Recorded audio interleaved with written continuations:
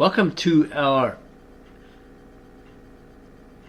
unique and exclusive YouTube channel where we look into things that are claimed and test them out and see if they really work, and we present them to you so you can do the same, because there's many claims out there by the puas or pickup artists that they have all these methodologies, these techniques, and they can get all the women in the world, all this stuff, these hot looking women, but the proof is in the pudding.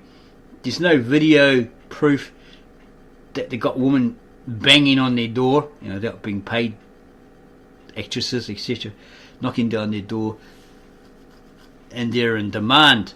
We'd like to see one where they walk into a club, real footage, not fake, having paid actresses who, in that normal setting, look at them and go, wow, and they're all over him. Not solely because he's a pretty boy, or he's just in the latest Gucci or Armani suits and all that sort of stuff, but something real, because proof is in the pudding. So we found this book in the public domain, public access. No copyright infringement was intentional, and we bring it to all for educational purposes alone. We have previously read this book and it's quite raunchy. We're not too sure if it's too raunchy for YouTube, so we're going to do a P13 version. This book is called How to Satisfy a Woman Every Time and Have It Beg for More, and we thought it was by a guy, but it's actually a woman. How better is it to get the information from a woman? Her name is Naura Hayden, and she claims this book really works. The first and only book that tells you exactly how to satisfy a woman every time and have her beg for more. How to Satisfy a Woman Every Time and Have Her Beg for More by Naura Hayden. In a survey Naura Hayden conducted when she wrote Isle of You, Say It Out Loud, in 1980, she interviewed 486 women and was astonished by the results. 310 said they had faked orgasm every time they had intercourse, 124 said they had faked orgasm most of the time they had intercourse, and 52 said they faked orgasm some of the time they had intercourse. Naura tells of her own experience in faking, and how before her survey she thought she was the only woman with this problem. After the results of the survey, Naura saw the great need to write a book giving explicit details about how a woman can be totally satisfied by her mate every time they make love. And of course, when this happens, there will no longer be any need for any woman to ever take or fake it with her mate again. She has put together the first and only book that fully explains why almost every woman does not orgasm during intercourse, why the vast majority fake orgasm during intercourse, and what a man can do to guarantee a total orgasm during intercourse for his woman. How to Satisfy a Woman Every Time and Have Her Beg for More by Naura Hayden. To love, which is God, which is love, which is God, which is love, which is God. God, with infinite wisdom, gave us the enchantment of sex so that together we may joyfully pleasure each other and create a loving bond that will last a lifetime. Contents page. Forward, introduction to Big Bang Theory, teasing the main event, what to do if your man won't even try. And this is for women only. Okay, it's very, very raunchy, so we're just basically bringing you a teaser of this particular book, because it does get very explicit and we're not too sure how YouTube will respond to that. Forward. She believes in marriage. She also believes in faithfulness in marriage. When one or the other of the partners is unfaithful, the bond of marriage is broken, as are the vows. The trust is shattered. And when that happens, it is difficult, if not impossible, to keep the marriage alive. To have a faithful marriage takes two faithful partners. And if each one of the partners, not just one, is sexually satisfied, there is no reason to be unfaithful. The author believes God gave us our sex organs to bond us together in pleasure within our marriage. And through this incredible pleasure, to keep us faithful to each other as long as we both shall live. Yeah, you made promises before God, the vows, etc., so you should keep those, right? We don't make a vow at all. Almost all women fake orgasms. Women have done this since time began. She gives reasons in chapter 1. Not only are they missing out on one of life's greatest joys, but their husbands and lovers are missing out too. A woman faking pleasure and a woman pleasure to the depths of her being are two different women. A man's pleasure in sex is magnified tremendously when he has a partner who is giving and receiving the same orgasmic joys, the same explosions of ecstasy, the same expanding of self that carries her to the same far reaches of the universe to which he travels. A man will be loved as never before when he is able to give his woman the greatest pleasure he can give her, an orgasm. And when he can do this every time they make love, her love will know no bounds. She will never look at another man. She will never need another man. Their union will be bounded as long as they both shall live. Introduction. When the author wrote Isle of You, Say It Out Loud, she included in it a short part about sex. After all, the ultimate experience of love is making love, or sex, between two loving persons. She wrote about the Big Bang Theory and women faking it. And as she mentioned in the book, she spoke to thousands of women who told her about the problems they had in being satisfied during intercourse by their mates. She interviewed 486 women, not one of whom told her she never faked orgasm. Only 52 told her they occasionally faked it, whereas 124 said they faked it most of the time, and 310 said they faked it every time. She was astonished because she thought she was the only one who used to fake it. She wrote about how a woman can be pleasured so she'll never have to fake it again. She only touched on the subject. She didn't go into real detail. But the response to her TV appearances with the book was overwhelming. She got a letter from a Kansas City newscaster saying that in all his years of broadcasting, he had never had such an incredible response.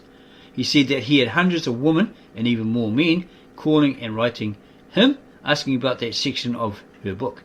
And it was the same all over the US. TV and radio hosts from Houston, Detroit, Dallas, Minneapolis, Los Angeles all contacted her with the same phenomenal reactions. On call-in shows, she received hundreds of calls from women married 8 years, 20 years, 35 years, all telling her how they'd been faking it for all the years of their marriages. One woman she'll never forget, who called her on a radio talk show in Miami, told her she'd been married 53 years and had never had an orgasm and had been faking it for all that time.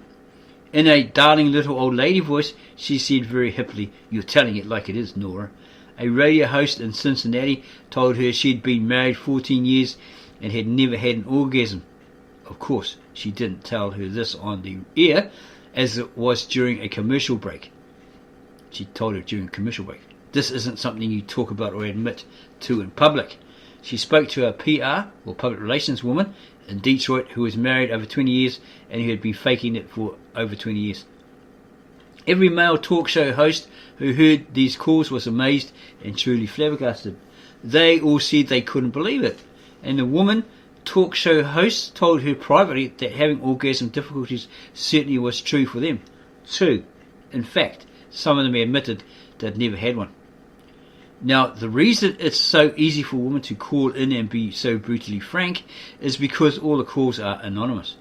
On call-in radio shows, you don't have to give your name, so these women could be ultra honest about their sex lives.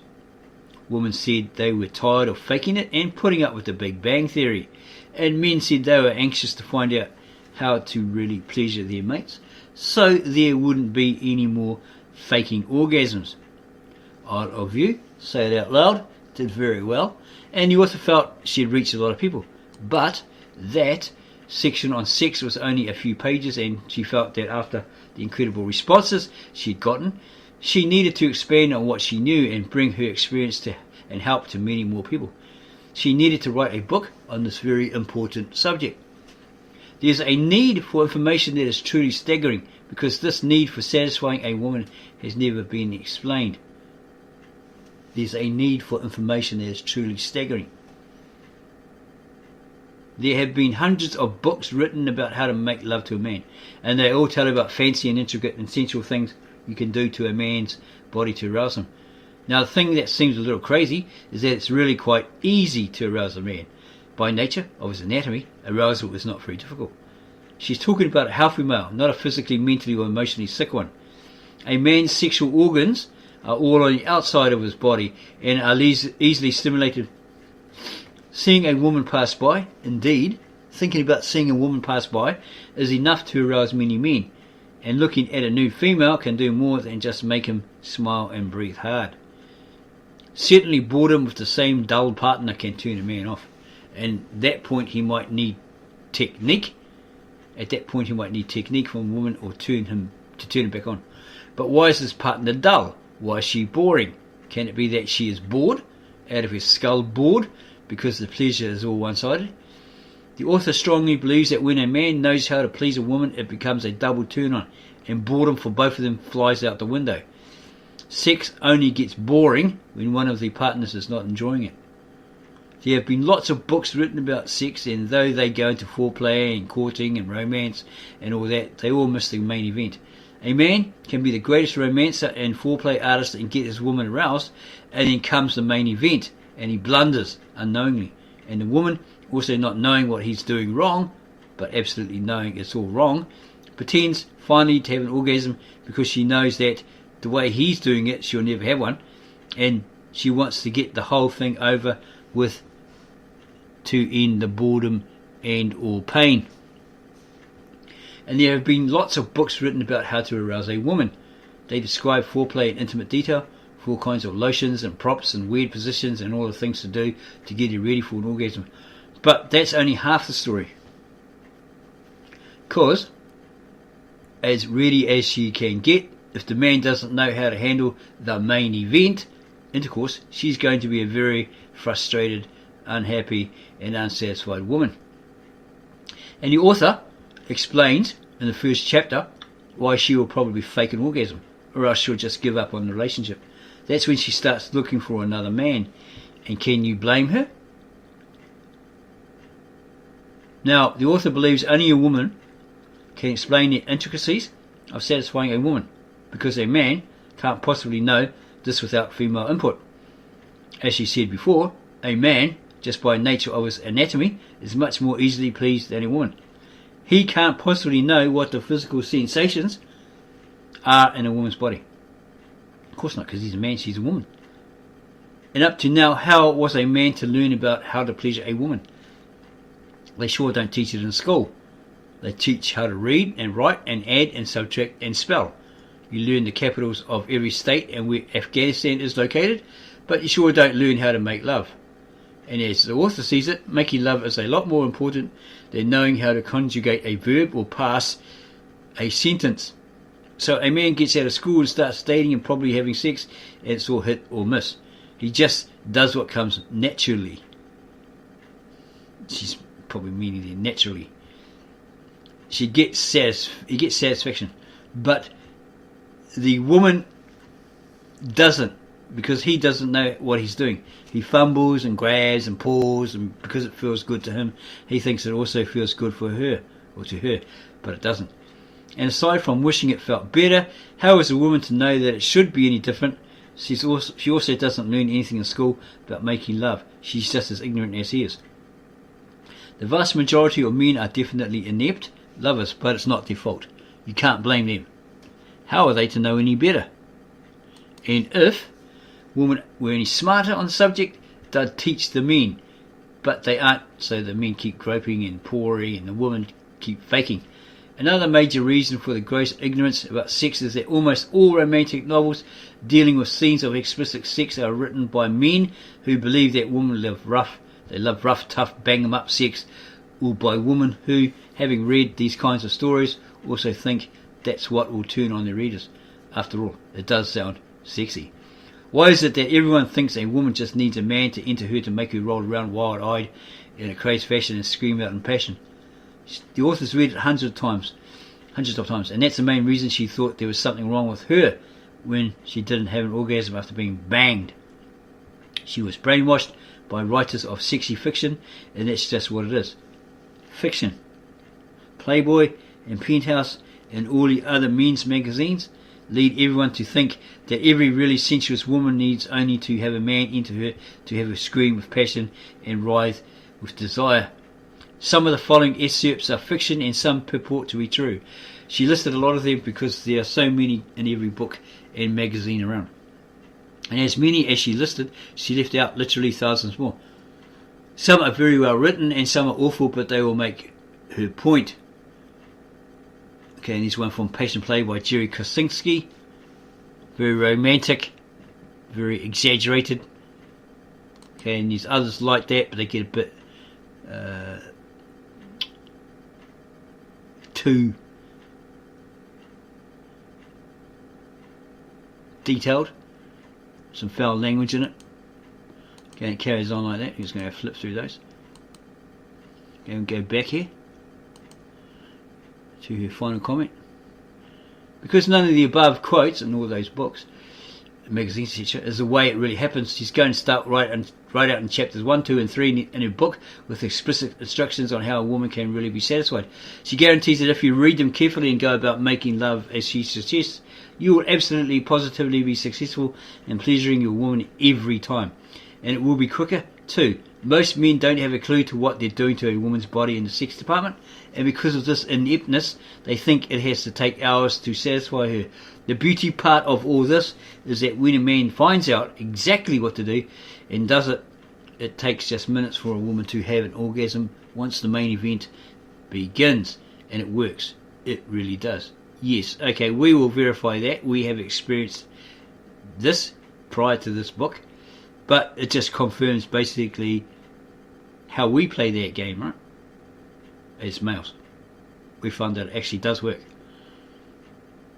How can she guarantee positive results every time? You just read on. Put it into practice, what she's explained, and you'll find out the very first time that it absolutely does work. Every time. 1. The Big Bang Theory.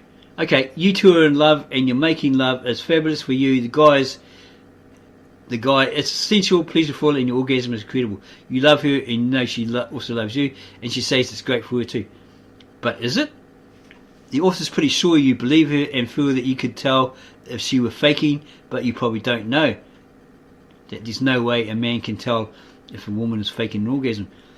And she's pretty sure you've heard that there are ways to tell, like her breathing quickening, her nipples getting hard, etc. But all these things happen when she's aroused, not necessarily when she has an orgasm. And all you women, you know you can fake it, right? You've been doing it for years. God knows she was. Up until several years ago, she had never had an orgasm in the normal way of making love. The other ways are not abnormal. She uses the term normal to mean the usual or most common way of making love to the missionary position. She believes that this is the most sexually satisfying to both men and women once this man learns how to really pleasure his mate in this position. Certainly all other ways are pleasurable, but they gained their great popularity because it is easier for a woman to be satisfied using some sort of manipulation of her clitoris, either manually with fingers or with lips and a tongue. And women have gotten their men to do these things because they know from experience that's the only way they can achieve orgasm. Even though it is pleasurable, it doesn't begin to feel as totally and completely satisfying as the normal missionary position once a man learns how to make love in this wonderful and loving way. Again, the author has never had an orgasm in the normal way of making love, and she faked it. She had faked it all her life. Believe her when she says she was Bernhardt, Deuce, Betty Davis, Faye Dunaway, Sissy Spacek, all rolled up in one. No man ever suspected, ever, that she wasn't totally satisfied. And that's because she was such a great actress, convincing him. She moaned, she writhed, she gritted her teeth, she did all the right things at the right times, and she was completely and utterly unsatisfied and frustrated afterwards. Now, some of you men might ask, why? Why did she go to all that trouble? Why didn't she just tell her guy that she wasn't being satisfied? She didn't for the same reasons that no woman wants to tell her guy. First, she loves her man, really cares for him, and that's why they're together in the first place. And she doesn't want to hurt his feelings or his ego. She wants him to feel like a tiger. Second, she doesn't want him to feel she's not a sensual woman, that maybe there's something wrong with her. She thinks it's her fault, that maybe she's a frigid woman. Why else is she unable to have an orgasm when he has such an easy time having one? Forbid the thought should ever cross his mind that she's frigid. That would devastate her. At this point, the author would like to point out that there is no such thing as a frigid woman. There are only inept male lovers. And in her mind, if he did think she was frigid, he might go out looking for a hot number to replace her. And third, she doesn't know why she's not having an orgasm. She still thinks it's her fault. But if she only knew why, she could do something about it, right? Or she could tell him what to do right if she only knew what he was doing wrong, or that he was doing something wrong. He got her excited with foreplay. She's burning up with desire, and as soon as he enters her and starts pumping, she's turned off. That wonderful, excited feeling, that glow all over her body, that tingling in her sex organs vanishes. Why? Because he's doing his big bang number. In and out, bang bang. He doesn't realize it doesn't feel good to her. It doesn't always hurt at first, but it sure doesn't feel terrific. And after a while of being banged, it does hurt, and she wishes he would get it over with fast. If you men would just try this experiment, you would understand exactly what it feels like. Put your left arm out and with your right fist hit your left arm for about 30 seconds. The longer you do it, the more it hurts. The author did this on several TV shows to show the male hosts what banging feels like, and they are all amazed. They had no idea that that's what happens when a man enters a woman starts pumping. But if you stop and think about it, it's very logical. A man's Johnny, ready to make love, is hard. The territory surrounding his Johnny, his pelvis, is also hard, and a woman's sex organs are all soft. So when a man puts his hard organ into a woman's soft organ and starts pumping hard, it hits her hard on her clit, and it doesn't feel good. After a few minutes of being hit on her soft organ, it begins to hurt, and just to get it over with, she'll pretend anything to stop the pain or boredom. She quickly learns how to pretend she's having an orgasm. In the next 2 chapters, which you're going to have to read yourself because it's very raunchy, the author is going to tell you exactly what to do to not only arouse your woman, but to take her all the way to the most glorious orgasm she's ever had, and to do this every time you make love. And the beauty part of this is that when she truly has an incredible orgasm that sends off rockets through her whole body, you will become more excited than you ever been before, and your orgasm will surpass any you've ever had before, because now you'll know the real power that you possess to turn her on and send her to the moon, outer space, Mars, Venus, etc., and you'll feel a love from her that you've never felt before. And even if you think you're pretty good now, and your woman tells you that you're a perfect lover, remember, she loves you and wants you to think you are perfect. Try it anyway. And if you've been worried that maybe she's got eyes for someone else, or think maybe she might look at another man after you give her the ultimate pleasure that you're now capable of, because now you know how to pleasure her, you'll realize that there's no reason for her to look around or to fool around, because you're the man. Yeah, you're the man who gives her what she wants and needs and loves. 2. Teasing. Stop and think about what turns you on. A sniff of a wonderful fragrance, a taste of caviar, the touch of velvet on your skin, all soft and gentle things. It's not so pleasurable to be overpowered by too strong an odour, yuck, or to gorge on a full can of caviar, double yuck, or to be rubbed roughly with any material, velvet included. Try another experiment. Put your left arm out again, and now take the finger of your right hand and very softly run your fingers over your arm, but very gently. Hardly touch the skin. Make like your fingers are feathers and tease your skin. It tickles a little, and after a few seconds you feel like you want to scratch it. The soft touch makes a gentle itch which feels good and needs to be satisfied or scratched. Well, the same principle applies to making love. First, gently touch her skin, anywhere. A leg, an arm, her back, anywhere. But it must be gentle, very soft and teasy. Spend a minute or 2 there. Then slowly, very slowly work up to her breasts. Softly with the tips and pads of your fingers, but don't touch the nipples yet. Create a desire. Make her sweetly suffer with wanting something so badly and not being able to get it when she wants it. Make her sweetly suffer with a desire that you won't give her yet. When you paw her or roughly maul her with what your author calls free play, cause it sure ain't foreplay, that's a turn off, like too strong an odour. Deliberately don't touch your nipples for a few minutes. Deliberately tease her, and after a few minutes of you teasing her above her nipple, below it, and all around it, but never right on it, she'll be ready for you to touch it. But only softly touch, don't grab or pull or knead. You're not making a bread or kneading a dough. Again, just softly take your fingers and hardly touch at all. This will begin to drive her crazy. You are teasing her. Keep it up, knowing you're driving her crazy. You are calling the shots, and that alone is a giant turn on. And the soft tease of your fingers makes you want more. The fact that you're holding back and only gently teasing with the soft touch of your fingers creates a divine itch, an unbelievably strong itch, and the more it itches, the more she wants you to satisfy that itch.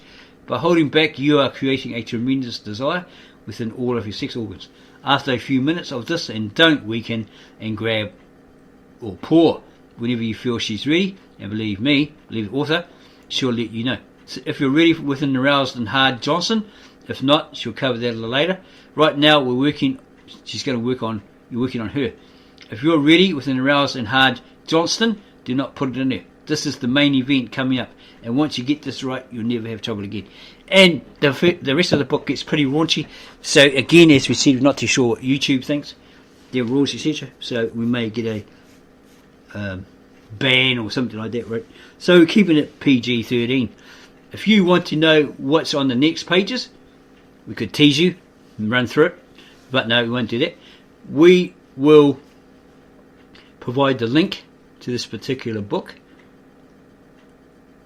Okay, we guarantee that this works as she does, the author does. We're not being promoted, we're not being paid, etc. We just know from our own personal experience this is the way it works.